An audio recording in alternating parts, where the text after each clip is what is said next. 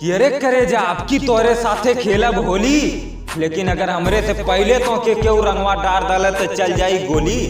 कि अब की हम तोरे साथे खेलब होली और हमरे से पहले केहू तो के रंगवा डाल डाले तो चल जाई गोली। और हम दूरे यहीं तक आ गया, लेकिन सबसे पहले तू ही के अपी होली। कि अरे करे जा लाल पियर गुलाबी हरियर रंगवा डालब तो मत बोलिया हो। अरे करे जा लाल पियर गुलाबी हरियर रंगवा डालब तो मत बोलिया हो। और 18 तारीख नजदीक आ गई बा, दोनों जने साथे खेलल जाई होलिया।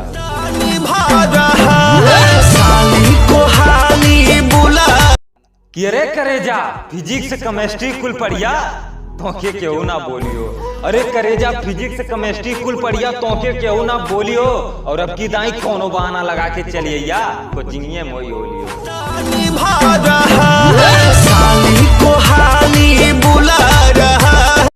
कि अरे माई बाऊ केहू से मत पूछिया, चलिए यह कोचिंग का बहाना लगा के। अरे करे जा माई बाऊ केहू से मत पूछिया, चलिए यह कोचिंग के बहाना लगा के और दोनों जने होली खेलल जाई पूरा दबा के।